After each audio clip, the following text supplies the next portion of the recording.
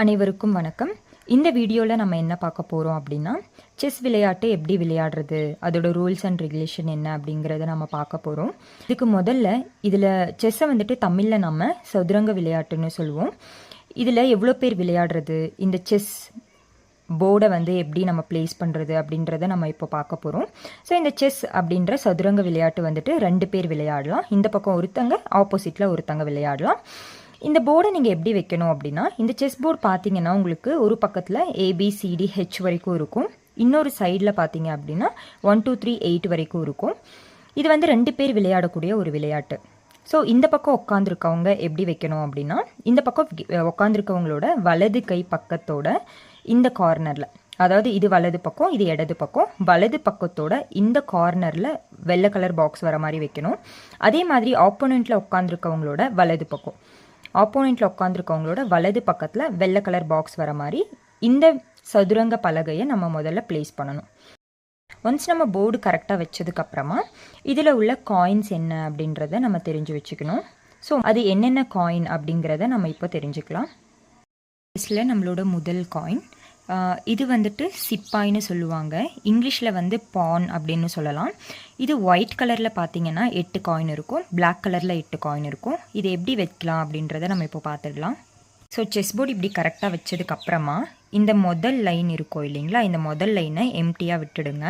அடுத்தது 2வது லைனில் ஒவ்வொரு பாக்ஸ்லேயும் ஒவ்வொரு சிப்பாயை நீங்கள் வைக்கணும். ஸோ இந்த மாதிரி முதல்ல நான் இந்த ஒரு ஃபுல் லைனில் எம்டியாக விட்டுட்டேன். விட்டதுக்கப்புறமா இந்த சிப்பாயை 8 சிப்பாய் இருக்குது, 8 சிப்பாயும் 8 கட்டத்தில் நான் வச்சுருக்கேன். இதே மாதிரி பிளாக் கலர் சிப்பாயும் நீங்கள் ஆப்போசிட்டில் வைக்கணும். ஸோ பிளாக் கலர்லேயும் பார்த்தீங்கன்னா கடைசி லைனை நான் எம்டியாக விட்டுட்டேன், அதுக்கு முன்னாடி லைனில் ஒவ்வொரு பாக்ஸ்லேயும் ஒவ்வொரு சிப்பாயை வச்சுருக்கேன். ஸோ இந்த மாதிரி தான் நீங்கள் சிப்பாய், அதாவது பான் அப்படின்னு சொல்லக்கூடிய இந்த 8 காயினையும் செஸ் போர்டில் இந்த மாதிரி நீங்கள் வைக்கணும். அடுத்தது நம்மளோட 2வது செஸ் காயின் வந்துட்டு யானை. இதை வந்து கோட்டைன்னு சொல்லலாம், கோட்டை யானை எப்படி வேணும்னாலும் சொல்லலாம். இங்கிலீஷில் வந்துட்டு ரூக் அப்படின்னு சொல்லுவாங்க. இந்த யானை வந்துட்டு வெள்ளை கலரில் 2 யானை இருக்கும், கருப்பு கலரில் 2 யானை இருக்கும். அதை எப்படி வைக்கிறதுன்னு நம்ம இப்போ பார்த்துடலாம்.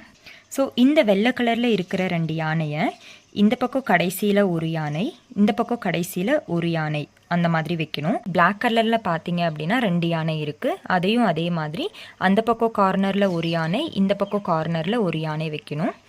இது வந்து செஸ் போர்டோட 2வது காயின்.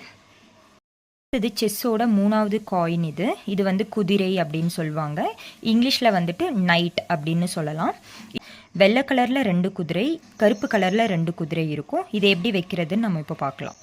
என் கையில் இப்போது வெள்ளை கலர் 2 குதிரை இருக்குது. இந்த யானைக்கு பக்கத்தில் ஒரு குதிரையை நான் வைக்கிறேன், அதே மாதிரி இந்த யானைக்கு பக்கத்தில் ஒரு குதிரையை நான் வைக்கிறேன். அதே மாதிரி ஆப்போசிட்டில் இந்த யானைக்கு பக்கத்தில் ஒரு குதிரை வைக்கிறேன், இந்த யானைக்கு பக்கத்தில் ஒரு குதிரை வைக்கிறேன். இது வந்து செஸ்ஸோட 3வது காயின் குதிரை. அடுத்தது செஸ்ஸோட 4வது காயின். இது வந்து மந்திரி அப்படின்னு சொல்லுவாங்க, இங்கிலீஷில் வந்துட்டு பிஷப் அப்படின்னு நம்ம சொல்லலாம். இது வந்துட்டு வெள்ளை கலரில் 2 இருக்கும், கருப்பு கலரில் 2 இருக்கும். இது எப்படி வைக்கிறதுன்னு நம்ம இப்போ பார்த்துடலாம். வெள்ளை கலரில் இருக்கிற இந்த மந்திரியை இந்த பக்கம், அதாவது குதிரைக்கு இந்த பக்கம் ஒரு மந்திரி, இந்த குதிரைக்கு இந்த பக்கம் ஒரு மந்திரி நான் வைக்கிறேன்.